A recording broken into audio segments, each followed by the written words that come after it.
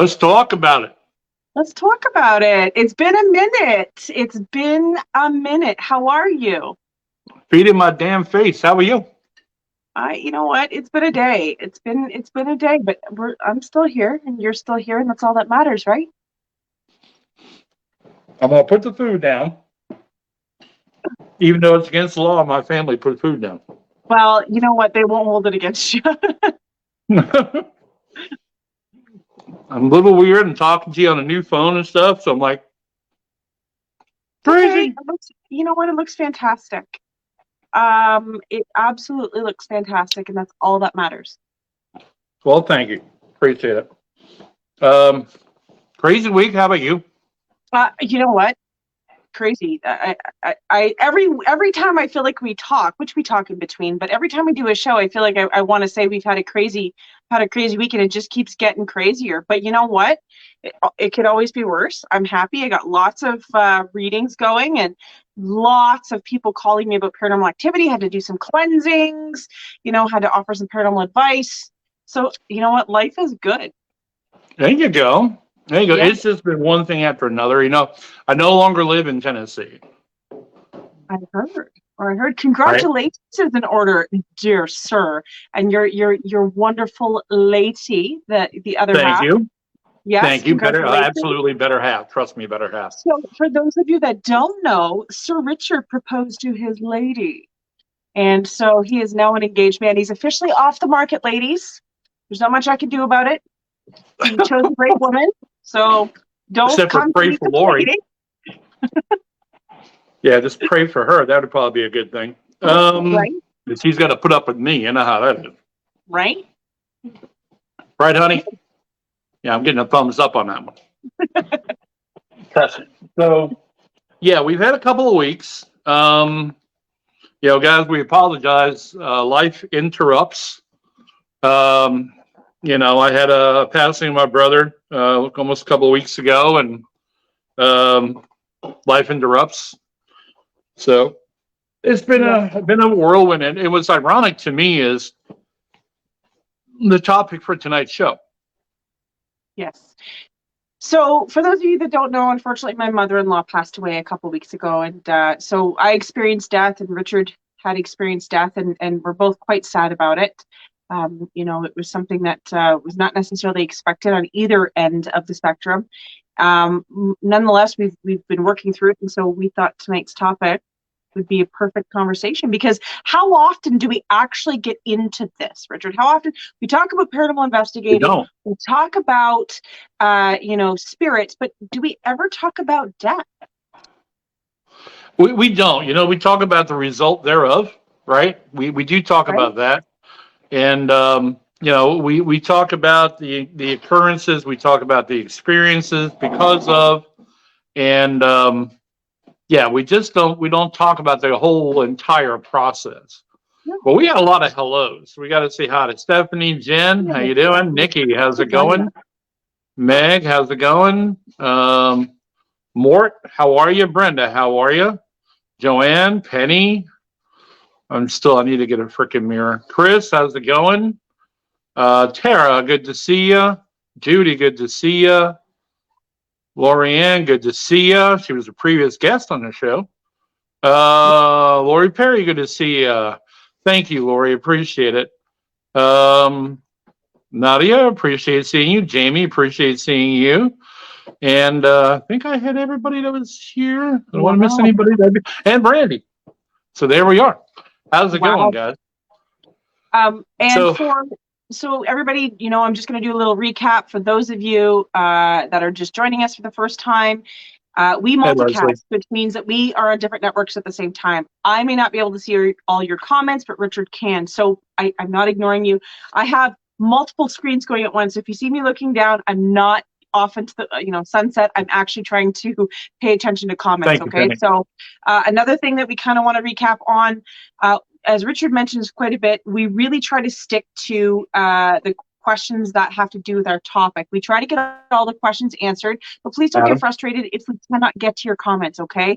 We're not ignoring them, but we just have a lot that we run through every episode, and so therefore we're trying to stick on topic. So we appreciate your patience.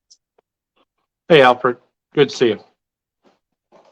Yeah, so with this being simulcast, I do get to see some comments that Katie doesn't, because I'm trying to cover everything as we go through.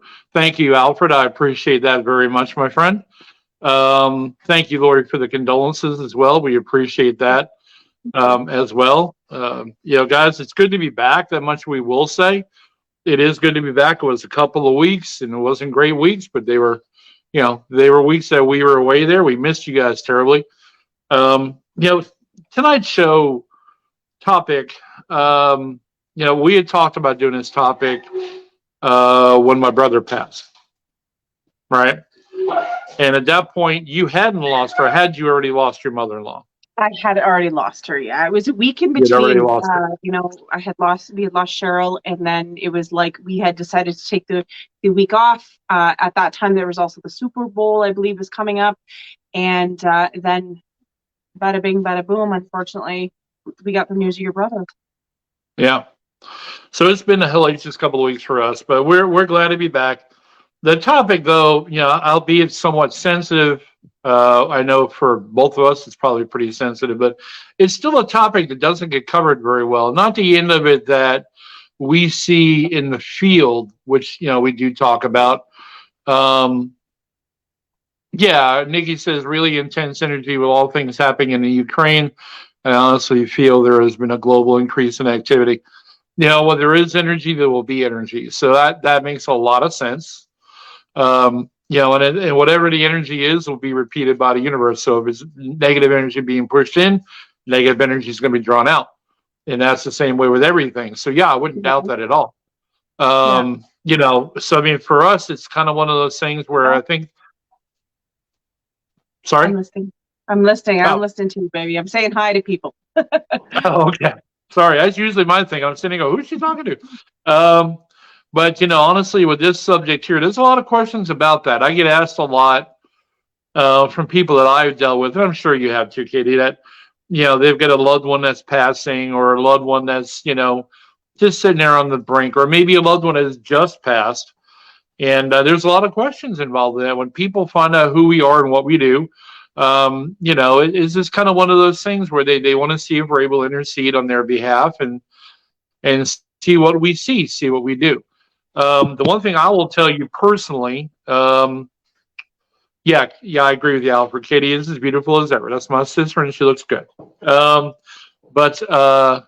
did we lose you, Katie? Did you freeze up on us?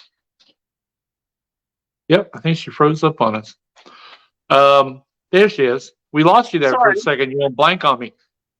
I'm sorry. It's the mice in the wheel. They stopped. The internet so slow. Hamsters gave up on you, did they? Yeah. Kind of makes sense, doesn't it? Yes. Yeah. No problem. So I think what I've gotten questions on it, as I'm sure you have,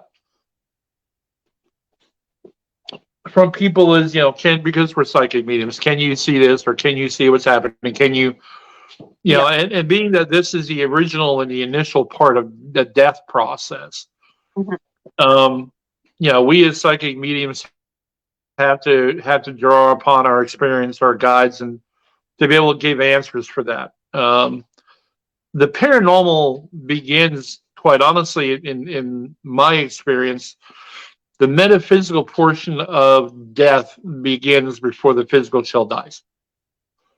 I think there is an influx of flood, if you will, of activity with those that are passing on, especially those that have gifts that either didn't know, maybe they were latent, they didn't have an understanding of it, but now they're on their transition. And they're being visited. There's a lot of visitation going on. There's also the experience that they're going to be visited, from my experience.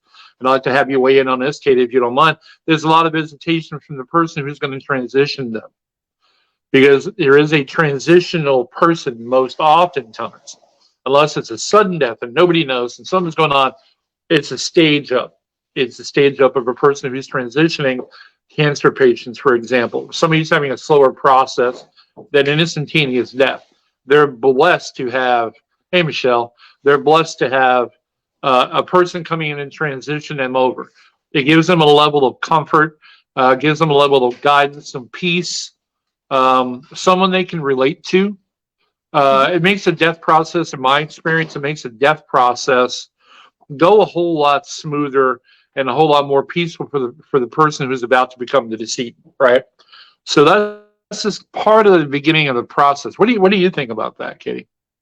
I absolutely agree. I think the biggest misconception, okay, so I can only speak from my experience as a psychic medium. I can only experience from the people that I've read and the spirits that I've had the pleasure of meeting in death. But the biggest misconception is that death occurs the same for everybody, in the sense that you die, you cross over, you go through this process, and kind of your journey begins. I have had many experiences where, entities talk about the differences, the variations of death. And I think that's something that nobody really touches on. So I think that's an important topic. I 100% agree that in terms of death, the death process starts before the cord is cut and the body is no longer viable. Right. It just depends on the type of death occurring. Accidents, we'll call them accidents happen, quick deaths happen. But nonetheless, even with the person not being consciously aware of this starting to occur, it kind of already does. The vibration changes and so on. So, I 100% agree on that. Yeah, and and we're going to get to the next step because Nikki's jumping ahead of me, Nikki. Nikki's jumping ahead of me with this next comment, but to kind of put a finish point on that, it is, and this does bring some peace to certain people. If you've got loved ones that are suffering in a suffering in the death process before they actually come over or transition over, and their death is rather harsh or painful, I fully believe 9 or 9.5 times out of 10, that spirit has left. That shell is suffering on its own. Their consciousness has left them, and that shell is just taking the rest of the brutality of the death process. So a lot of people who are loved ones should, I believe, know that. I don't think a person, because there's been a lot of conversation. Oh, they suffered. Oh, they suffered before they died. Most times they really haven't. Their spirit's already left. That is part of the death process. Now, Nikki brought up a point. I want to touch this point by point. She said, as far as coping or dealing with the loss, when we, the living, can often hold desperately onto the deceased, and this can trap the spirit in a way from moving on. 100% right. I fully 100% agree in that. Now, here's what happens. You've got a person who's passed, right? You got loved ones that are drowning in sorrow, drowning in misery. All right. What's the first thing that's going to happen? Spouse loses a husband. Brother loses another brother. Okay. Mother-in-law, you lose your mother. First thing people will tend to think to do is to themselves, because of their void in their lives, they are those that go, I wish she hadn't left. I wish she'd come back. I wish there was something I could do to make you come back. And all we're doing is we're pulling them out of their death process. We're pulling them out of that genuine process they have to go through. And quite frankly, the times they're going to come back, they may answer that call, okay? But they're only doing that to comfort you. It has nothing to do with them. But when you pull them out of that process, now they got to begin that process all over again. They don't stick a place in line. They got to begin it all over again. The best thing that we could do for them, let them go. The loss is a loss. No one's trying to say forgive the loss. Right. Okay. What we're saying here is, in this particular comment, and she's again 100% right. What we're saying in this process is don't call them back. Let them go on their way. Don't call them back. No offense. I did it years past. It's selfish on our part. The void of them not being around anymore is on us, not on them, because they've begun a better place to be. Okay. So pulling them out of a better place to be back here with us, that to me borderline selfishness. But it's inherent when you have a loss that you go into that desperation mode and want to make contact and want to bring them. It just happens. But understand what you're doing when you do that. That's really all I want to say about it. Agreed. Yeah. So in my experience, death, I get a lot of questions from surviving parents, especially for children. And I think that this is really important that we touch base on this, because no parent should ever want to outlive their child, but it happens. And the biggest question I get is, did the child suffer? Did the child hurt? If it was a horrific accident, if it was even a vulnerable death like cancer or something where they lingered. No, the child does not suffer. Many times, and it goes with children as well as adults, they are sucked out of their body before that pain occurs. Okay. So I've never had a child say to me, it hurt really bad. I've never had a child say to me it was excruciating. I've always had a child entities coming to me and saying, it's okay. Tell mom and dad I'm okay. Tell them that I'm all right. The only fear that I have in a child's death, and it goes the same with anybody who is vulnerable or innocent, and that can be somebody who suffers from dementia or somebody who suffers from Alzheimer's or memory loss, is that sometimes they don't realize they're dead in the nature of their death. Yeah. And so that is kind of more scary than a scenario where, did they suffer in pain as they died? I've been to cemeteries. I've been to different paranormal investigations. I have, been to different readings where the children are looking for their moms, they're looking for their dads, they're looking for, and so they're stuck on this side of the tracks or in this realm. And that is the scary part. It's not the pain and suffering that you think they're going to be suffering from. It's the fact that they're stuck here. So I have transitioned multiple children over and made them aware of it in order to kind of get them on the other side so that they're healthier for it. But that's one of the biggest questions I get. Another question I get is, there's a stereotype, and the stereotype is that you die and you go through a tunnel and you go to the other side and you go to heaven or wherever you believe in, and you cross that manner. In my experience, and in speaking to even my grandfather who passed away, he even came to me in a visitation and explained to me how it happened. And he said to me, Katie, death is not a tunnel. It's not a light you go to. There's nothingness, and then you transition to the other dimension. And it's that light that appears, you think is a tunnel, but it's actually the dimensional shift that happens. And that's how you transition to the different vibrational frequency. I've had many spirits come to me and tell me that. And so I don't want people to think that they have this physical doorway or physical hallway, tunnel that they have to encompass in order to cross to the other side. It's more of the shift that happens. Right. Now, Stephanie brought up a point. She was in the medical field, patient care for a lot of years. She's seen a lot of death, right? So she's kind of capping the previous point about, I agree 100%, Richard, I see spirit leave before the body stops breathing. This is a medical professional, that has seen what we're talking about here. So, again, that should give people some comfort in knowing what is liable to happen. Then, Lori says your people shouldn't fear death. I will tell you, Lori, where people do is because of ignorance. Now, let me explain this. If you don't know what's going to happen, if you have no knowledge of how the process happens, we in the business, we working with the dead, we understand it. We experience it. We have interaction with it. So we're a little bit better prepared for it than most are who haven't researched, who haven't experienced it. And honestly, it's very similar to a haunting in a home. 9 times out of 10, that haunting scares you because you don't know what it's about. And that's the same thing with the death process. If you don't know what it's about, it's liable to fear people. People who don't fear death typically have an understanding of it, or they've experienced things with it. Hey, Brooke, good to see you. Now, Tara says, what if they come on their own? And I'm wondering what she means by that. What if they come on their own? Are you talking about what if the people transitioning others just come on their own, or what if the people that are dying come on their own? Because I'm sure that can happen as well. But if you get a chance to clarify for us, please do on that. So when I have spoken to spirits who've crossed over, and even in ghosts, and I've defined ghost a million times. Ghosts are earthbound, and spirits have transitioned.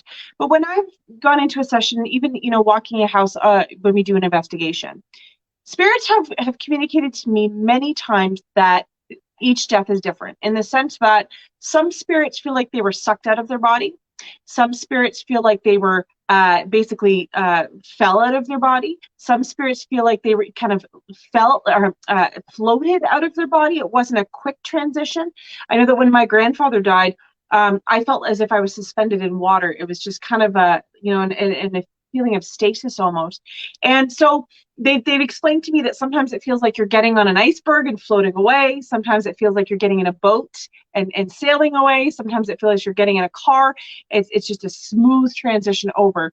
And some spirits transition quicker than others. You talked about, whether they transition or not, and it being kind of earthbound or fear. A lot of times religious beliefs, fear of damnation, fear of judgment, that's what kind of holds the entities back, and they stay ghosts in that present consciousness. And so this is what we really want to kind of emphasize during this episode, is that when it's your time, don't have the fear, because that is what's going to hold you back. And sometimes, what seems like minutes is years to those ghosts, that they feel like they've just died. They're still looking for the door or the hallway.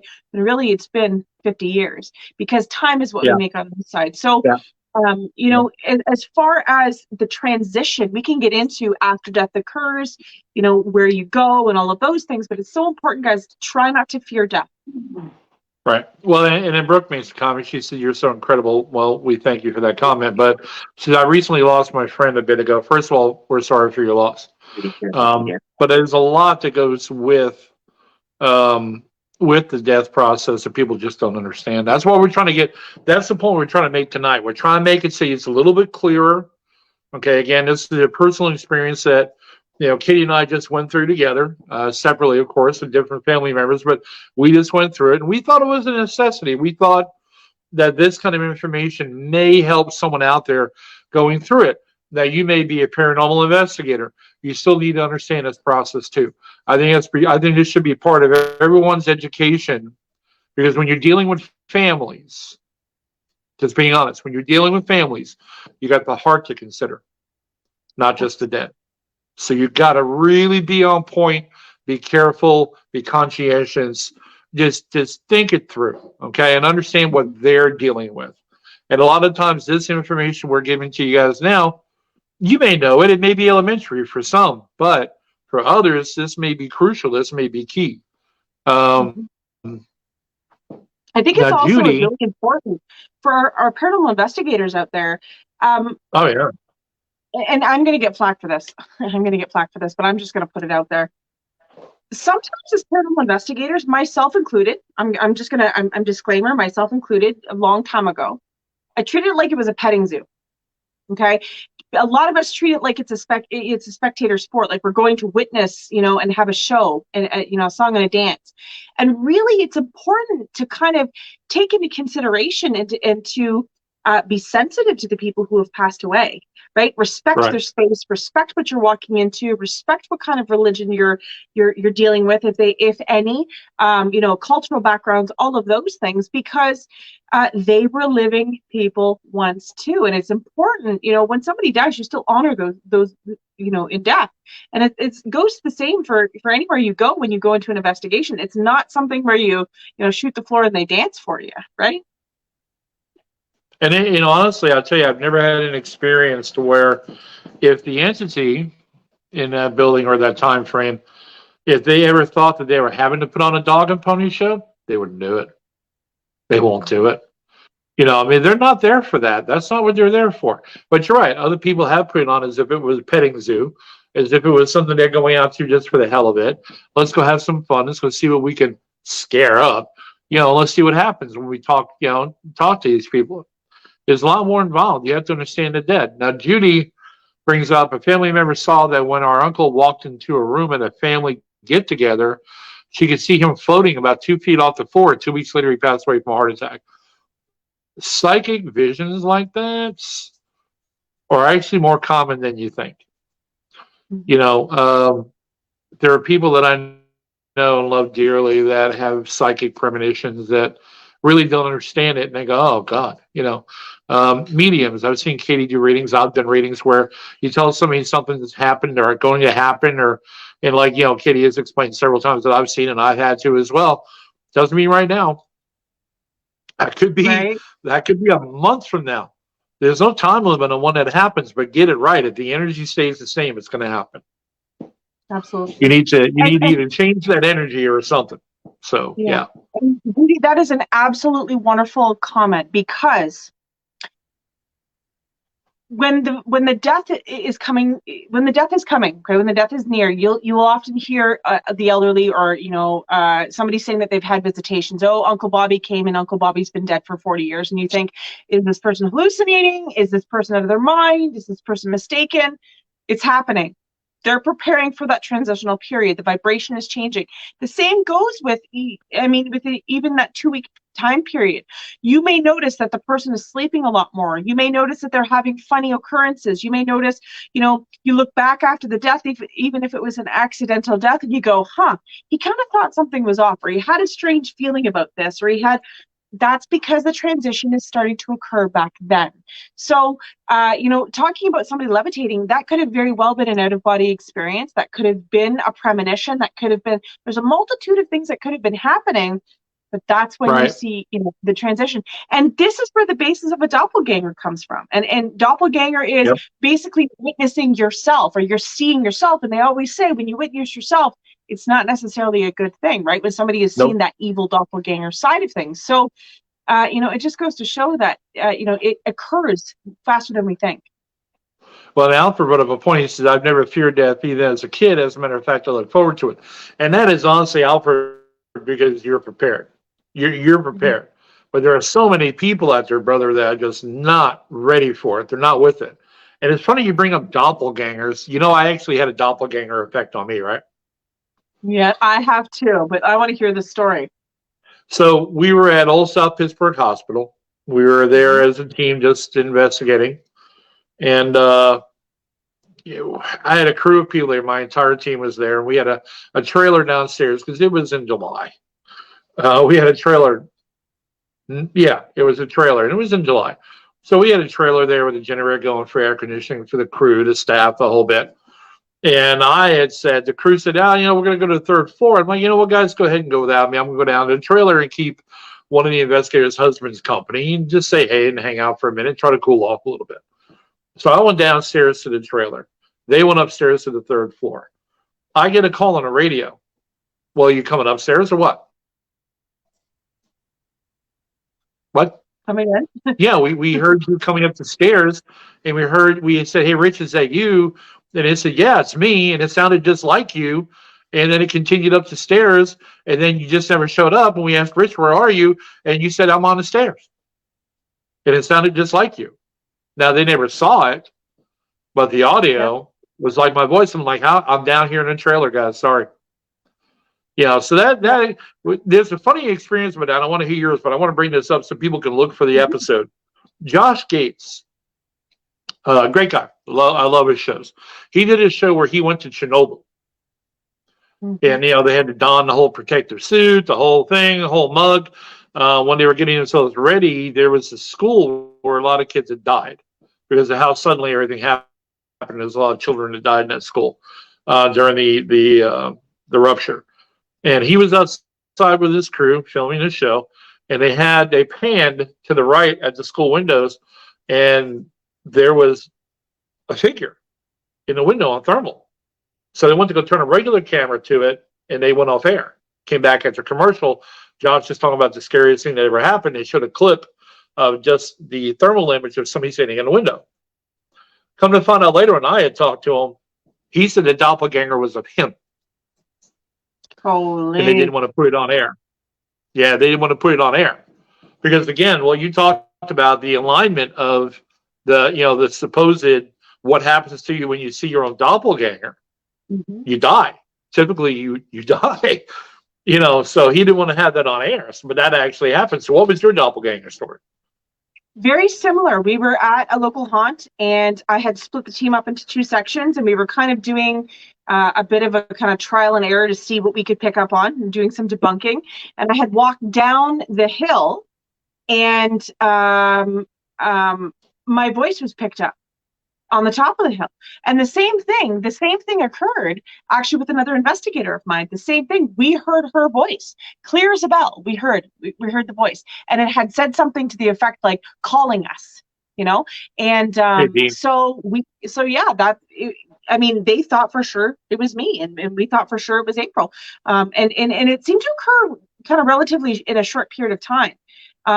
There's been other instances where I've actually had out-of-body experiences where I astral projected, and family members that had witnessed me. I was quite sick at one time many years ago, and I was had pneumonia, and my grandmother witnessed me coming down, and she saw me standing. You know, I was 3 hours away from her location, and I had gone down to her. She witnessed me go down to her basement and stand at the bottom of the stairs, and she said, "Katie, like, what's going on?" And I never said anything. I just stared at her, and she had known at that point. My grandmother's very psychic. She knew at that point that there was something wrong, and that's when she had called me. But it was kind of like I was in my bed the whole time, but I either had an out-of-body experience or I was a doppelganger. Yep. Isn't that crazy? Isn't that crazy? Yep. Joanne brings up a point I want to address for her. She says, you know, I've had to take Ray, it was her husband, off life support, and we knew that it was still in a bad place. She said, but I wonder if someone did come for him. Yeah, I mean, in all honesty, again, like I said, unless it's something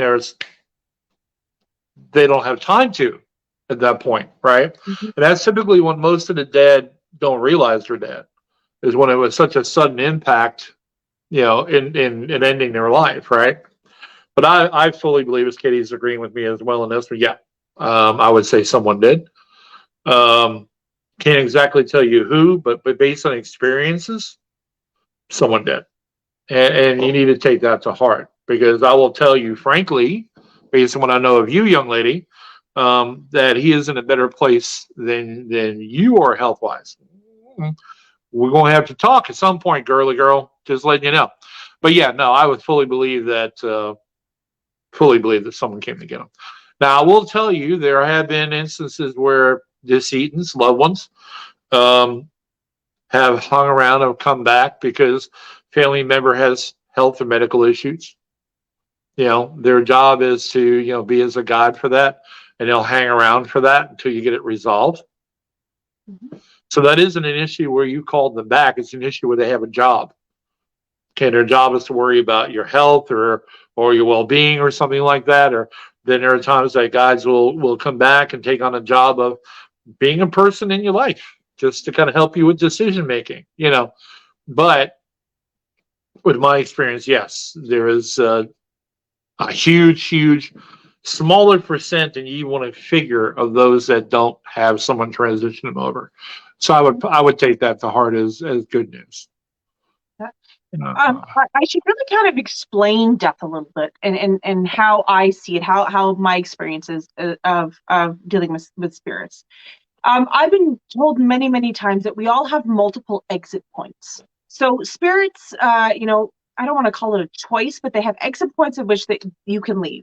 So you've heard of people who've had the near-death experiences or very close calls, and sometimes you don't even know your close calls, okay? So the close calls could be you're standing at the corner, a bus turns the corner and just about clips you, and you go, oh my God, like that was close. I don't think you realize how close it was, okay? Or that time, you know, you fell down the ski hill, or, I mean, I can make a million examples. The bottom line is we all have multiple exit points. Sometimes we go on the first one, sometimes we go on the last one. Okay, you've heard the old adage about the cat with 9 lives. Well, that kind of occurs. It's kind of a reality for people too. So before we go through a dissension process and we come into life, okay, part of our job on the other side is to prepare ourselves for this life. And I explain life like milestones. Okay, and I'm sure we've talked about this before, but I'll reiterate it. So basically, nothing is set in stone. Okay, we don't have minute by minute byplay of what's happening while we're in this section of life, but we have these milestones we're supposed to meet. So I often use children as an example. So no children get the tooth the same day, stands up the same day, walks the same day, but there's milestones in which these children are supposed to meet in order to know that they're on the proper path. By 5 years old, if they're not talking and walking, there's a problem. You know, if they don't have a tooth by that time, there's some issues occurring. So the same type of thing happens in life. We have these milestones that we're supposed to be meeting. Depending on what we've gone through in life, to complete our life contract, we kind of move our transitional period. So if we got enough done in life and you know, we decided to take the second exit point, well, that's when we go. But you know, if that's not finished and we don't have that completed, then you could go to the end. So basically what we're doing is we're learning on a spiritual basis, human basis, and we're learning about balance. The whole essence of life, in my experience, is balance. Do you have one beer or the whole case? Do you have one piece of pizza or the whole box? Do you spend too much? Do you spend too little? Right? So really what we're doing is balancing. And so through these contracts that we're writing, not only are we kind of writing our timelines in life, and that's where the deja vu comes in. So deja vu is that higher level of consciousness, and it's remembering what you've written for yourself, only you don't realize you've forgotten because of the amnesia of us coming down into this dissension. But what we're doing is basically we're writing in others in our timelines at the same time. And this is where the 6 degrees of separation occur. So you've heard the old saying, you know, it's a small world. It truly is. We reincarnate together in different capacities for the principle of learning. Okay, we're supposed to be learning together and teaching each other things. And so once we are born and we suffer that amnesia, or we start all over again to research and reassist all of the past, to start learning again, we go through the processes of life, right? And we go through those milestones and those decision-making processes. It's when death occurs that we wake up, but it's not until we transition to the other side that we go through that process. So a little bit later, I'll take you through the process in my experience of how it works. Richard, I'm sure you've got how they've explained it to you as well. But basically, you know, the time frames and how it works on a transitional period in death. Right. Yep. Now, Tara explained what she meant earlier where she was asking a question. She said, instead of calling them, they come on their own. Does that interrupt their transition? Yeah. I mean, anytime you come out of the death process, yeah, it does interrupt your transition, it does interrupt your process. Now, you know, there are reasons for that. There's a multitude of reasons why they would come back. Again, unfinished business. Yep. That happens. You know, again, you've got people here that are worried about loved ones that have passed on. You know, they come back to be with you to kind of help protect you as best they can. Then you have those, which is really the saddest one to me. They don't know they're dead.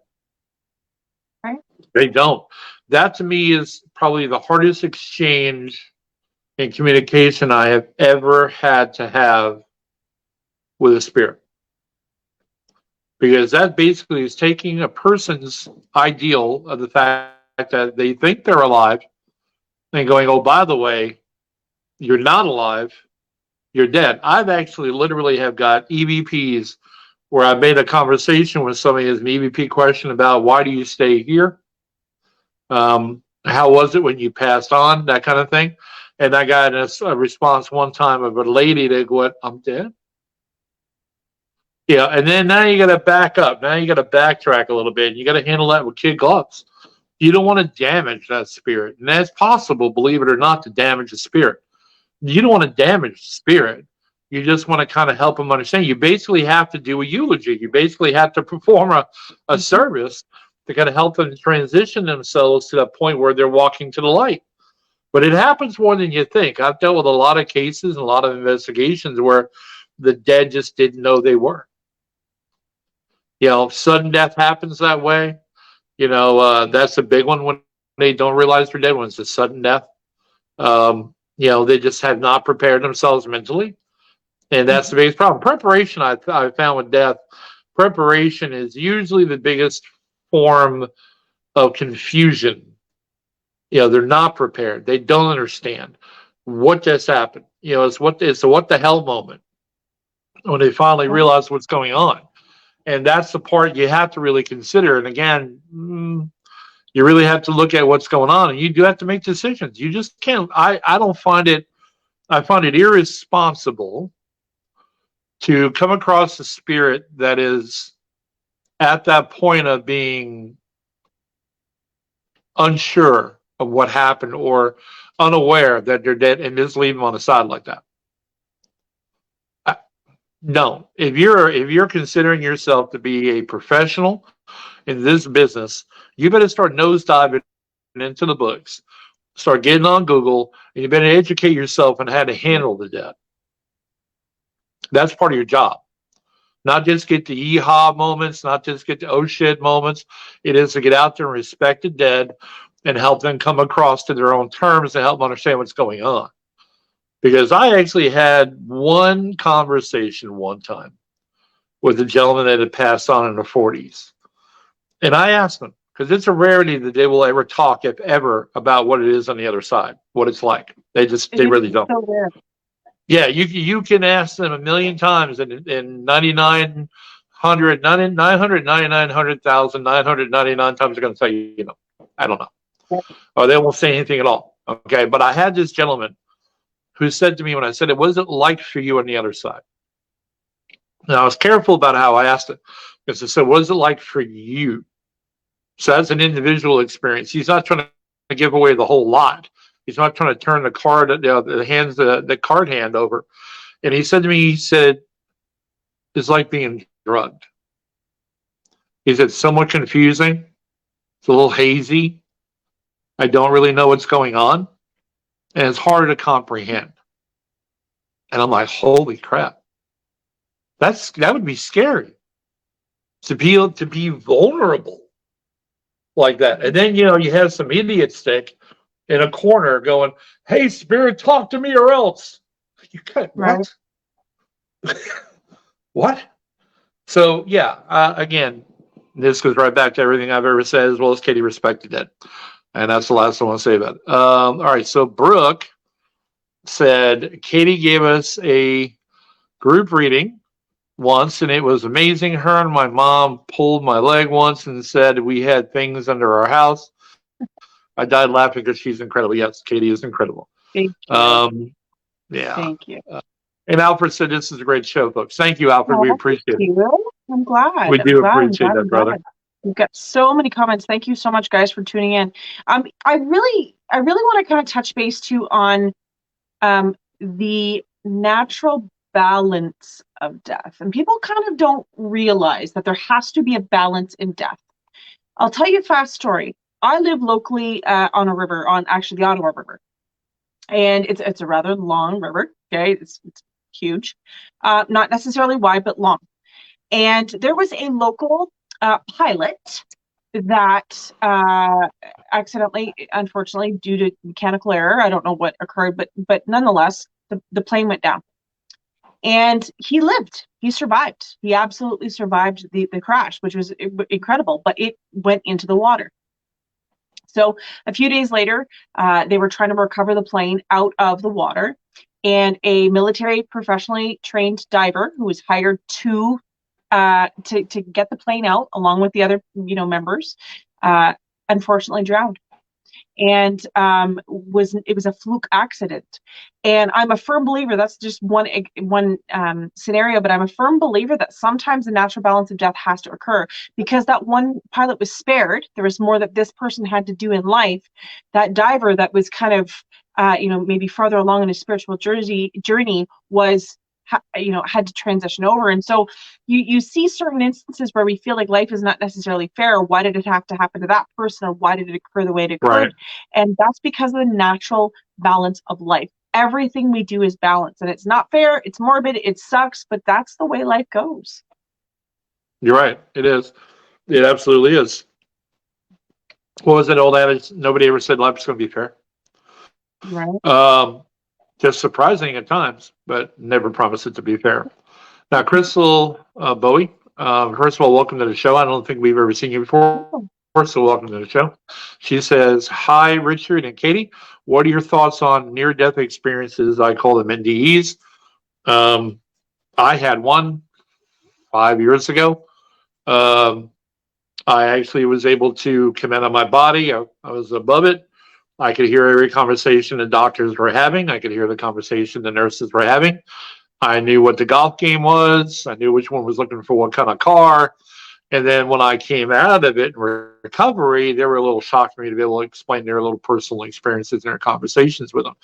NDEs are, I think they're very different for people. I think a lot of it has to do with how your brain or your consciousness, not so much your brain, but how your consciousness handles it. Okay, because I was rather shocked when I was, again, hovering above my body. I knew I was going, and then I got sucked back into my body again, and then I was, alive and kicking, and here I am before you.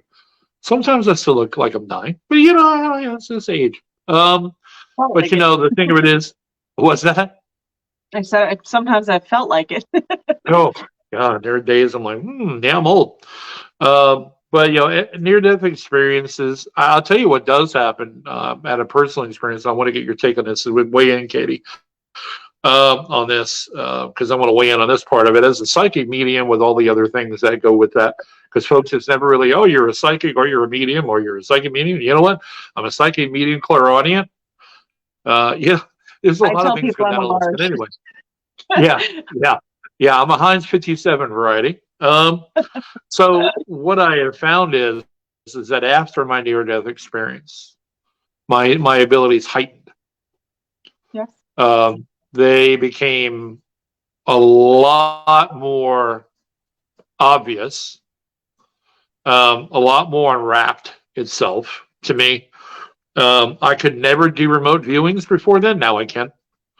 I think what happens to me is it's kind of like you're because metaphysical abilities to me, from my experience and my research, is they're genetic. They're handed down. They're genetic. Okay. So you know enough for now until you have other experiences in life. But when you have an ND or a near-death experience, that's like somebody just opened up the floodgates. Okay, now you're visiting the other side, even just for a moment. Welcome to the tour. Welcome to the loop. Now you're back out of it, but you didn't lose your place in line. And it's like you just keep on getting more and more things. Like, for example, I never could do psychometry before. I was in a school the other day, and no, it was today. And it was a very, very, very old desk. And I'm able to put my hands on it. And I'm able to actually read energy off the desk. I'd never been able to do that before. So it's just one of those kind of things. That's one thing I see as a takeaway from NDEs, is that you do have the ability to increase your abilities and your sensitivities. Do you find that to be the experience?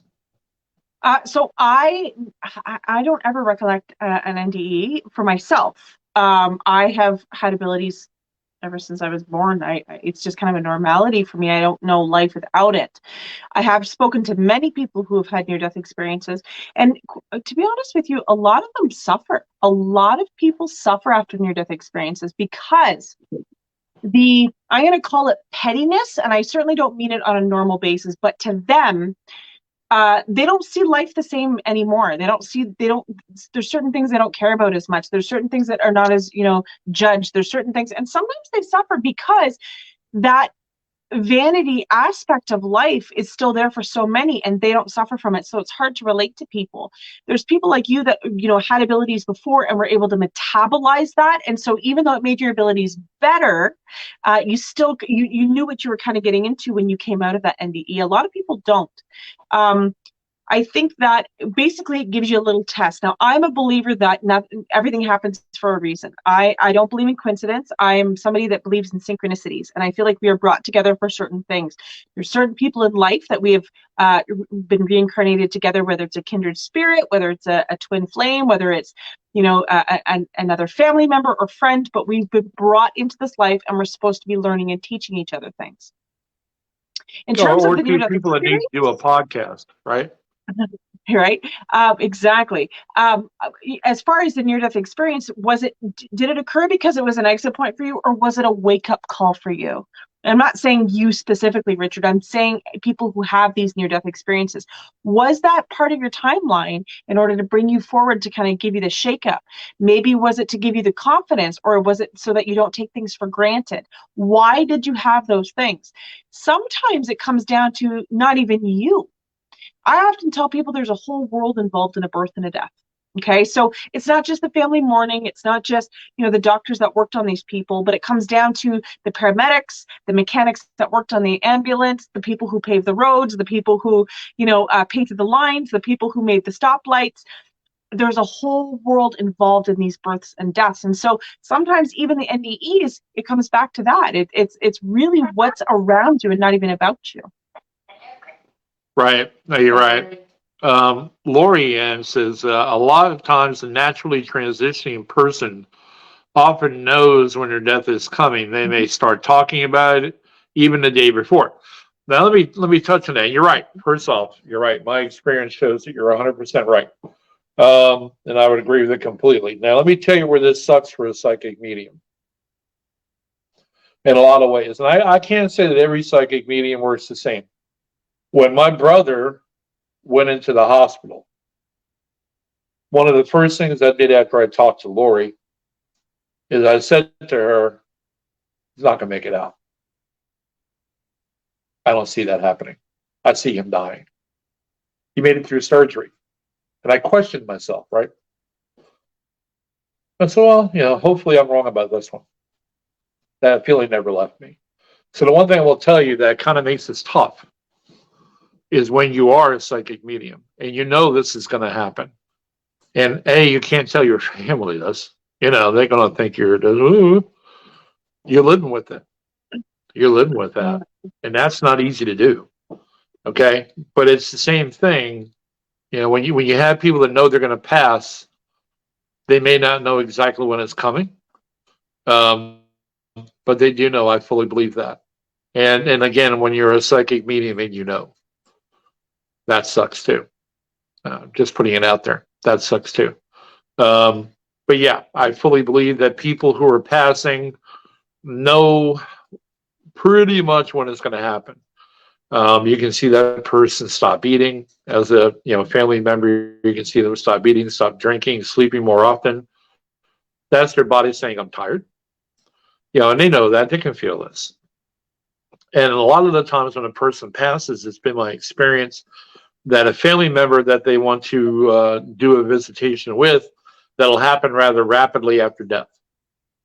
That's been my experience as well. You'll get one or two or three people in the family just get a visitation from that person, either right as they're dying or afterwards. My thought on that process is simply that the human spirit, the human entity, is the battery opposite of a benevolent entity. What I mean by that is a benevolent entity gets stronger as they get older. They go through different phases of strength, but that increases with time. Whereas with a human spirit, it diminishes with time. It's the opposite of the battery. One's a negative, one's a positive. That's the way it works. To me, I believe, and I'd love to get you taking this as well, Katie. I believe that the reason why people get a pretty quick or immediate visitation is because that's when they're at their most powerful. Because I'm going to tell you, it takes a lot for a human entity to make a full apparitional appearance. It takes a lot of energy. And if your energy diminishes over time, when's the best time to do it? Immediately. Plus, I think those family members also need that visitation to make themselves feel better. That's something that the dying person or the dead person feels needs to happen to make them feel better. But that's my belief on it. What's yours? Agreed. I think that they try their best to kind of do the transition. They try their best to let you know that they're okay. And sometimes it's witnessed before they're actually transitioning over, or the tetherman is cut. The body is still breathing per se. Somebody that asked earlier about comas and had that person, when they're in a coma or, accident occurred, they pulled the plug, is that okay?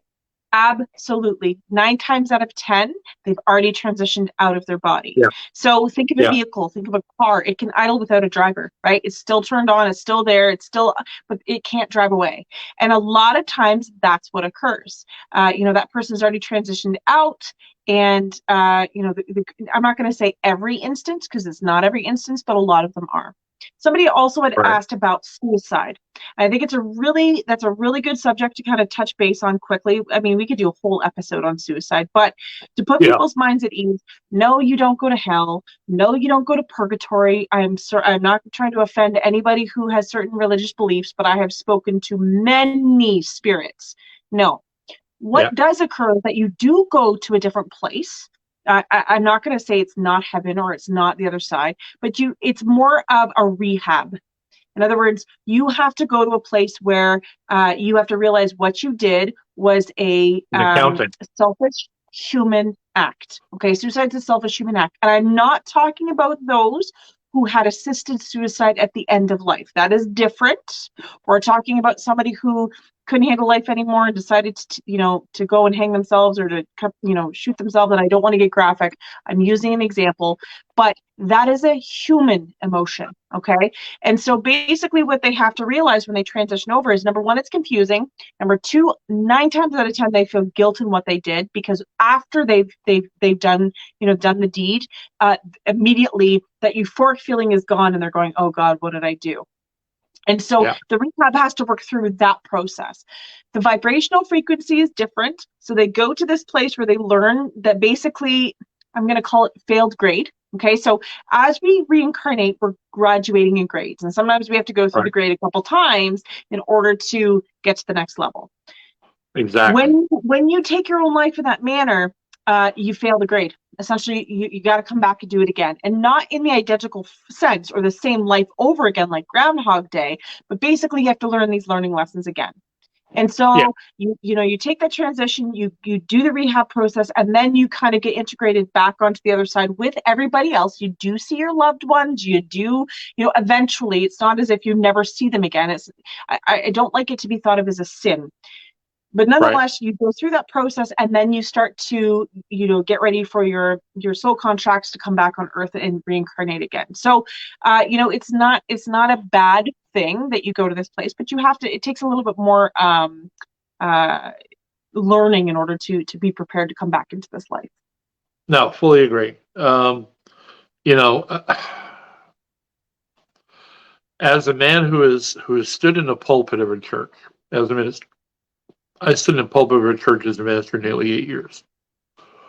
Let me explain it to those who have that thought process of, well, if you die by suicide, you're going to hell.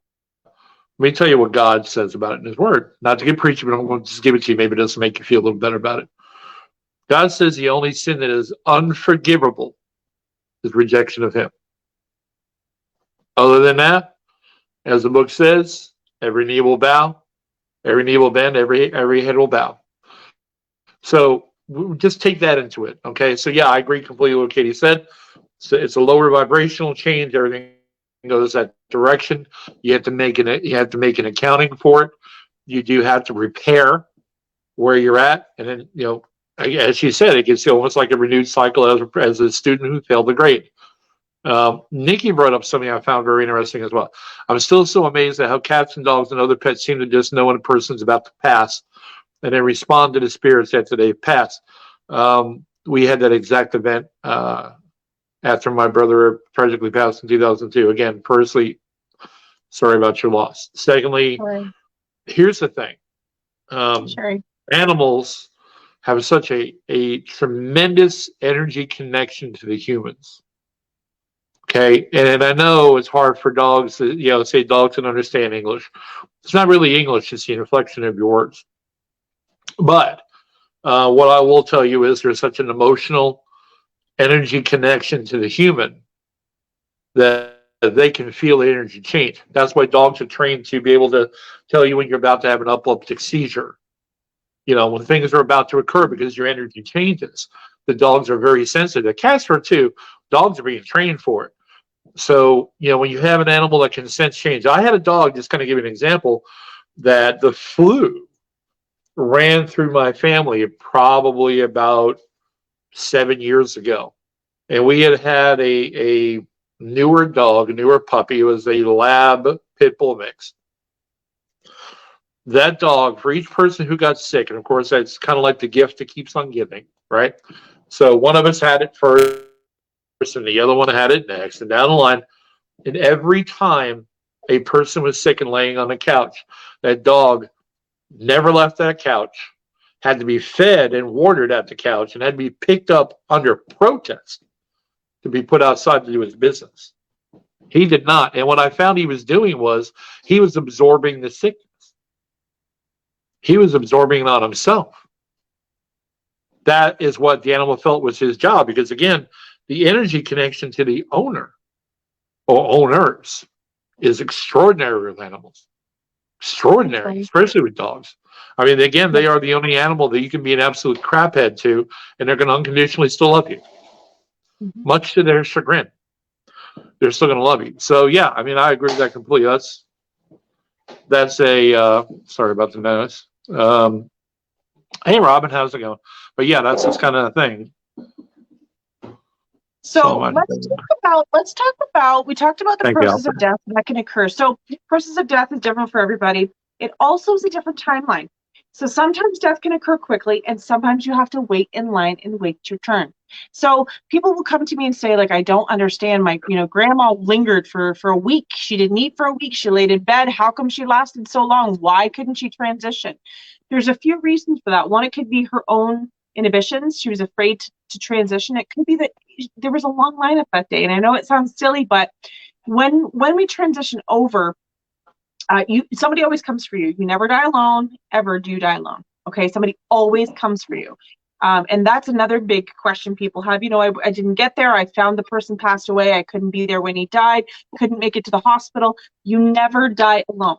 It is your choice at that time of death whether you transition over or not. And as Richard had mentioned earlier, if it's a quick death, an accidental death, you were swiftly taken, or a fast heart attack, and you're kind of confused at that moment, you may not even consciously realize that there's somebody there to come and retrieve you, and you make the choice at the time, no, I'm not going to transition over, but somebody is always there. Now, in terms of transitioning to the other side, that process can take hours, days, and weeks. Okay. For somebody to come forward and to communicate, I used to say between 6 and 7 weeks is when they were able to kind of come through and transition. But lately, I've been noticing it within a couple weeks that they're able to come through. I don't know if it's that my abilities are getting stronger, or the fact of the matter is it's just the transition is changing, but I'm noticing that they're able to transition sooner. I want to take everybody quickly kind of through the process of death.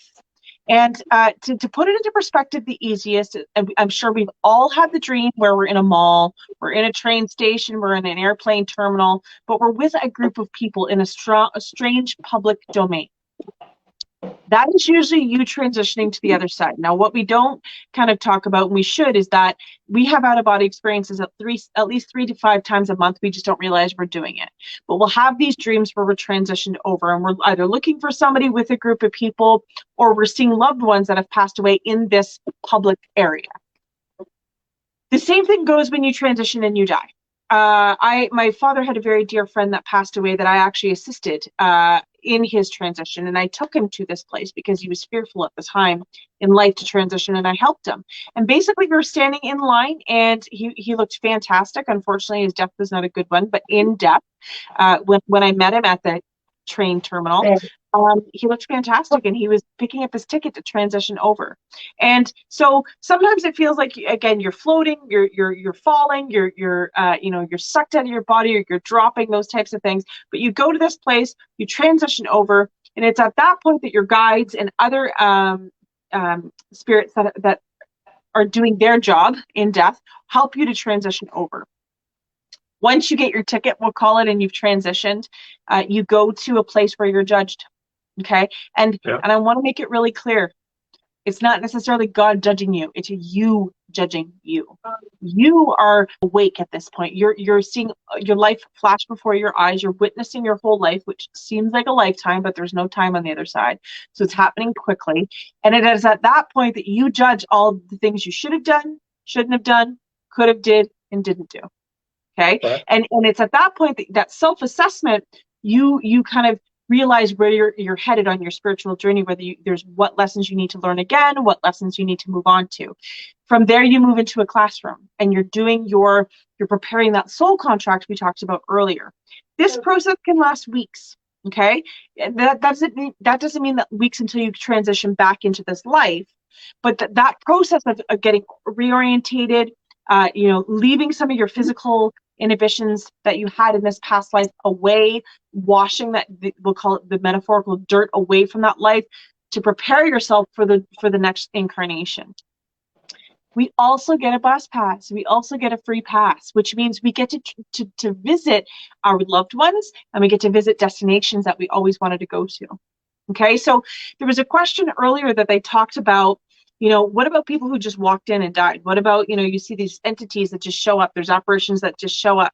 I'll tell you, there's a few places on my bucket list that if I don't get in life, I want to make sure I get to see in depth before I transition. That the UK is one of them. There's different destinations I want to see, but we get to go to these places. And it's not as if we get on a plane and we transition in present time. Sometimes there's things we want to see once more in our life, so we get to go back to the old farmhouse we grew up in, or the time frame, the 40s, that we wanted to witness. Our favorite time, the favorite Christmas we ever had. We get to go back to that time and re-watch it, revisit it as it happened. So there's so much that occurs, and it's not just cut and dry in terms of life and death. There's that transitional period that takes a really long time sometimes to get us through. Yeah. Brooke brings up a question I put up on screen. She says, this is kind of a dumb question. You'll find with us there isn't questions. But my cousin Addison was nonverbal and never had a voice, which she now in heaven. So like if someone did a spirit box or something, could we maybe hear her? Yes. Okay. You want to take that one or me? No, you take it, baby. You take it. Oh, thanks. Let me just kind of put you this way. When people cross to the other side, I have never seen anyone across the other side with any kind of ailment or issue not become whole. Okay? That's number one, which is a good thing. That's why we say that a lot of people are sometimes better off where they are. Because, again, if she was nonverbal, never had a voice, again, she is now on the other side and whole and made whole. So yeah, I mean, there's an opportunity for it, but you have to understand that somebody did a spirit box session on in that premise or wherever, somewhere in that space, and you did get a reaction, a verbal reaction. If she's never been vocal, how would you know it was her? Number one. Number two, just being devil's advocate, so to speak, right? But not saying it wouldn't happen. But again, we're talking about energy changing energy. So energy is now changing and making that EVP happen, or energy is that she is putting out is working with the white noise on a spirit box. Energy is what's making the vocalization happen, not her, because she's no longer physically around, A, and B, she no longer has a voice box. So this is all energy playing with energy. And yes, it's a great thing that it can happen. But, again, be careful, since you really would never know what she would actually, how her voice would come across or exhibit. You got to be careful in that arena as well. So, absolutely. That's something now. She's only 10. Okay. Michael says, is it possible that these hauntings are because people are building over their graves and they want their homes back? Yeah, I'll go ahead and take that one too. So, there's a lot of examples today. Here's one example. Halesmore Dam was built 1909, fully completed in 1913, I believe. In 1929, there was a very serious and horrible flu outbreak in that area. A lot of seniors, a lot of older folks died, and a lot of kids died. Okay? So they buried them in the grave sites right along the back end of the dam. And when the TVA bought the dam, the Tennessee Valley Authority bought the dam, and subsequently closed it in 1959, it actually, they went ahead and covered the grave site with water. Never moved the bodies. Never, like I said, never moved the tombstones. Never did anything. Yeah, so there's some pissed off entities in that area. That's desecration of their gravesite. Now, here's the rule that I know of, because I've come across this situation before professionally, is that if you go to unearth ground, you go to tear up ground, and there are over a certain number of bodies that are found, construction has to stop. Yes. You cannot build on that site anymore. Now, I'm going to tell you how it goes down, because I've seen it go down. Well, you can't have over, I think it was 25 in one particular county. There was like 30 some odd. It was an Indian burial mound. Yeah. And all of a sudden, that count went down really low. Building began. And I get a phone call 25, 30 years later going, these apartments are haunted as hell. Well, you kind of desecrated the graves, and let alone it was native graves you desecrated, which, frankly, I will tell you based on my experience, are some of the most powerful entities you're going to come across. Yep. They're very spiritual beings, and they're very big on spirit, and they're very big on respect of the dead. And then you're going to do something like that? I don't know. Now, Brandy said, I've heard from my grandmother and grandpa many times. I didn't know that wasn't okay. All right, so here's the thing. You bring it up is that you've heard from them. That's their choice. That's different than what we're talking about. What we're talking about is you calling them back to you. You doing that spirit call of getting them to come back to you. That's different than them coming to you themselves. That's on them. So that's where we're talking about the differences are there. Francine, how's it going? She said, my mom had a picture of herself standing alone in front of her house. I am the only one that sees a face of her deceased mother in the upstairs window, and everybody else says there's a shadow of a house across the street, but I see my grandmother's face, which I've never known. Okay, so let me kind of not so much debunk any of this, but to put it out there as kind of here's an opportunity. Windows made back in the day, and I do mean back in the day, okay, were made out of lead. The challenge with lead-based windows is that if somebody was often standing in front of the window, looking out the window, I've got a couple of cases I know with that had this exact issue. It actually burns an image in the lead-based window. Not saying it's not her. I'm not saying that. I'm just saying there's another opportunity. There is a possible alternative to that situation. And you're dealing with the element at that point. It's just something to be thinking of anyway. Not saying that she's not there. She could be. And again, it really depends on who's seeing it. If you've got a person who's a skeptic seeing it, they're going to see a window. They're going to see a reflection from under their house. They're going to, if you got somebody that's a sensitive or has paranormal experience before, they're liable to see something that's a little more legit. You don't know. So there's a lot of variables on that. I wouldn't go too far to say it wasn't her, but I wouldn't go too far to say it was. There's a lot of variables. Ashley says, what is the meaning of seeing 111 222 333 numerology? That's a whole nother show. Numerology is, you see things like the number 7, the number 3, in succinction. You'll see the number 1 in succinction. Again, 1 is an angelic number as far as whatever religion base you might be operating with. 7 is the sign of completeness. 3 is a trinity. So there's a lot of different ways to look at it, but that's some of the meanings behind it, I believe. I'm just trying to see here. We've got a lot going on. A lot of people going on. Wow, let's see. What happens when someone takes his own life? We've already kind of covered that. Is there a transition difference? Yes. Katie had talked about that earlier. There is a transitional difference. It's more of an accounting process than without a person who did that.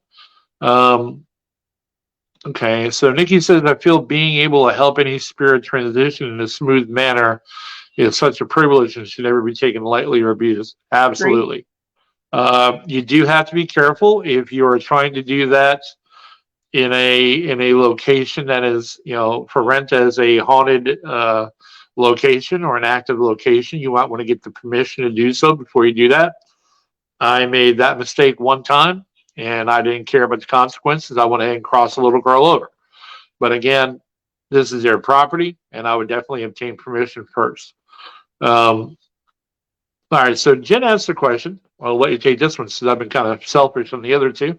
Okay. Jen says, what happens to your spirit guides when you die?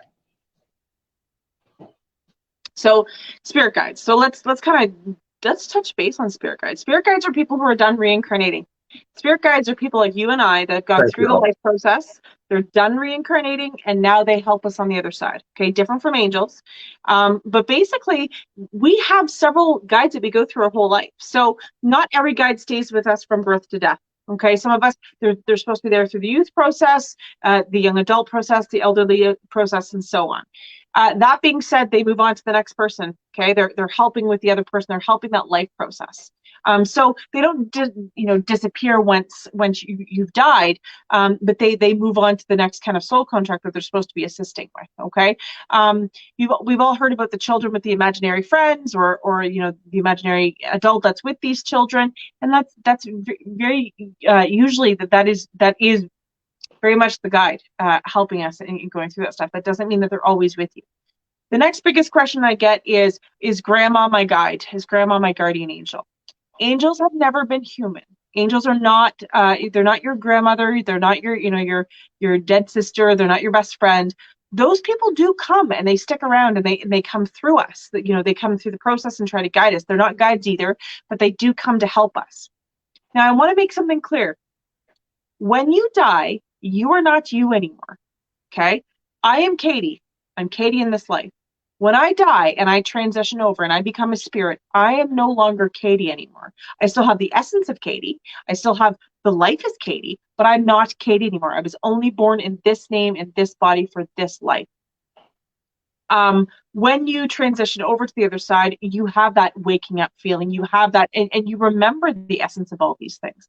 Somebody had asked earlier that when you pass away, are you young again? Are you whole again? You get to be whatever you want to be. Okay. So, my grandfather, for example, I talk about him often. Him and I were very close. He comes as I would notice him. He doesn't come at 20 anymore because I wouldn't know who he is. He comes as the man I saw him as, and he does that for my benefit, not his. But he's really not that 80 something year old man anymore. He is young and vibrant. But he's also not just my grandfather. He's been all of these other people too. So, when you go through that transition and you've woken up, you really are energy, and you're all this energy kind of bundled together. Right. So Adam says a question here, and I want to get some clarity. So people who come back from death and are told it's not their time, what's the main reason people are sent back? People transition back and forth under their operation. That's really up to them, not up to you. You can say, hey, you don't need to be here anymore, and they'll move to another place. But as far as them going back and forth, being sent back, being pulled forward, that's not. Most of the time, they will just move on to another location. If you try to move a spirit on and say you don't need to be here anymore, it's time for you to go away, most likely they're going to go away. They're going to go somewhere else. That's just really the bottom line on it. You don't really have that opportunity nor the ability to really just say, hey, go back to where you belong. They'll just go somewhere else, which is okay too, I guess. But I mean, that displacement of a spirit sometimes can be a little brutal, but that is how it goes. So yeah, you got to be careful when you do that too. Let me see here. We've got a lot going on. Let's see, Dave, Kieran. Okay. We've got a lot of people talking about NDEs on here. Let's see. Oh, Katie told me in a reading I died, and she was right. I was sent back. Yeah. You have a reason to still be here. I agree. I had a near death in high school, and afterwards my gifts were much more than before the incident. I am so way behind in these comments. It's not even funny. Way behind in the comments. Way behind. So we're getting kind of close to. Hey, Tim, how's it going, man? Interesting stuff. Thank you. We appreciate it. Excellent show. You guys are awesome. Appreciate it, Tim. Thank you very much. Michael, we thank you as well. Alfred as well. And you guys are kind of realizing we're getting kind of close to the end of the night here. I think, I think there's something I want to bring here is kind of a common denominator. Okay. And I think that's important that it's a common denominator. You're dealing with human spirit most oftentimes. Okay. There's a history with an entity. It was somebody's son or daughter, somebody's wife or husband, somebody's mother and father, somebody's grandmother, grandfather, okay? Somebody's cousin, somebody's friend. So please, my God, be respectful.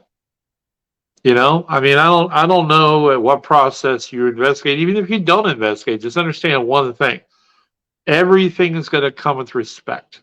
Your intent means so much to the dead as well as the living. Your intent of how you're investigating, why you're investigating.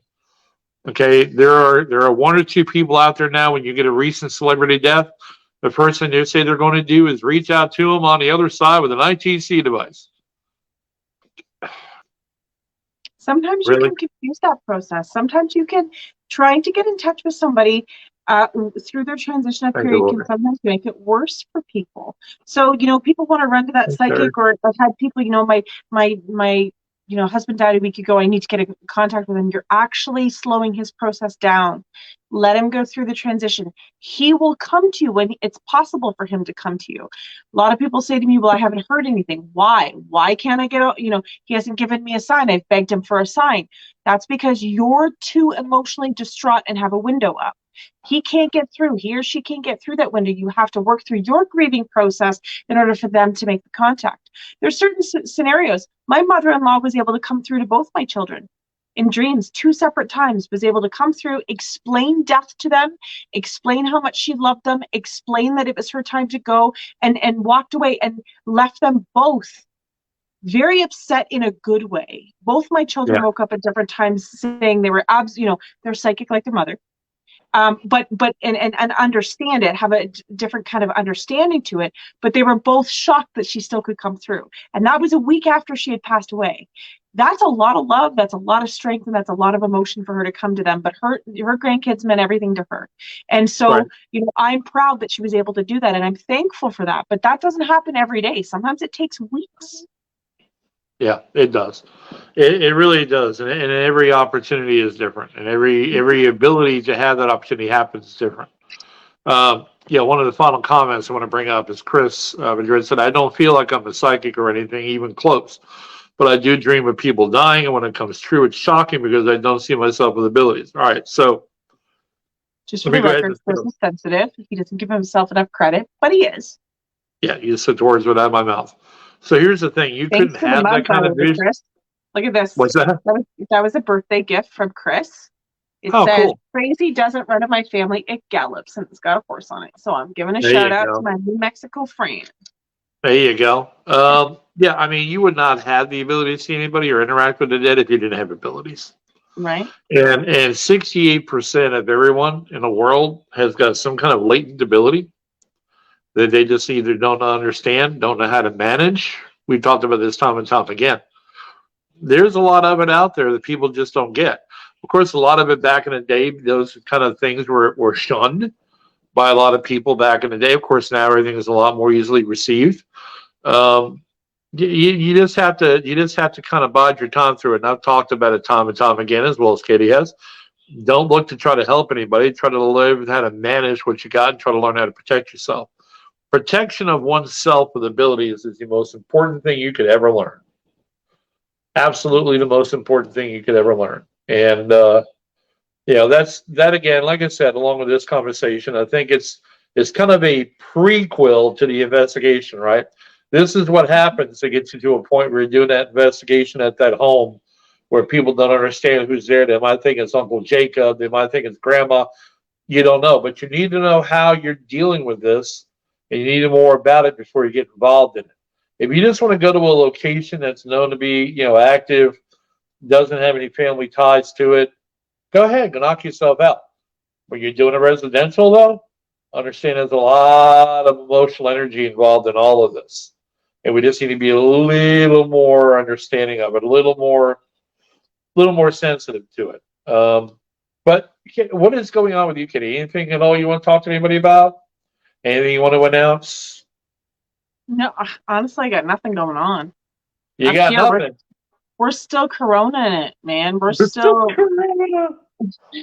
Corona. we just want to be able to investigate. We're still having, I don't like to talk about politics, but we're going through our fair share at this moment. So No, it's not cool. It's not cool at all. But I get it. I get it. We have an event coming up April 2nd. We have another one coming up this Saturday, coming March 5th, at the Hamilton House. And then we have another one April 2nd at the Hamilton House. It only has 2 tickets left. Wow. I wish I could So be if down. if anyone's living anywhere near Dalton, Georgia, and wants a real good time, reach out to me, let me know. With only 2 tickets left, that won't last long. But we lost a venue due to mold. So the Wright Hotel is being worked on as we speak and being maintained. So we will hopefully get that back shortly. But again, it's just kind of one of those things that it happens. But we do have the event open April 2nd. And there are 2 tickets left for that. Again, if you have questions, want to reach out, want to get the last 2, let me know. And we'll get that taken care of for you. As always, guys, we're very thankful to have you all here on the show. All your interactions are incredible. We really appreciate each and every one of you and each and every one of them. We're thankful for your loyalty, and honestly, your ability to show up for this show is amazing. And we want to thank you for that as well. I know I had been a little out of sorts the last couple of weeks, or maybe a week before everything happened here. There was a lot going on. So, I thank you all for your patience with that. And subsequent times we've had to take off the last couple of weeks because of that. So again, thank you for that. And thank you for your patience and again, loyalty and sticking with us on it. I appreciate it. Katie, what do you want to add to it? Anything you want to add to tonight? I just appreciate everybody. I'm so grateful that we get to talk to so many wonderful people. That's why we do this show. Thank you, We're grateful to you. We thank you, Thank you, for joining us and your awesome questions. If Thank you you, have a topic you would like to discuss, if there's something you want to hear about, don't be afraid to private message us. We love to talk about this stuff. We're here Thank you, for Peter. you. If we don't know the answer, we will find it for Thank you, you if we can. But don't be afraid. That we want this to be a safe and happy environment for everybody. There's no stupid questions. Thank you, Everybody is Carlotta. welcome. We do not put up with bullying. We've been very fortunate, actually. We don't really have to deal with that. But we just want you guys. Yeah, we want you guys to be part of the family and not be afraid to ask any questions. We're going on 2 years together. Yeah. On this show, so I can see it in my gray hairs. Yeah. Not mine. I colored mine. But guys, we love you all very much. We appreciate it very much. Again, as Katie said, we would like to be able to hear from you. If there's a subject matter that you would like to have us talk about, we'd love to hear about it. But until next week, we would love for you all to be good to yourselves and to be good to each other. And we thank you all very much for your time. It's greatly appreciated. And we will talk to you all soon. Bye. See you next week. Bye, guys.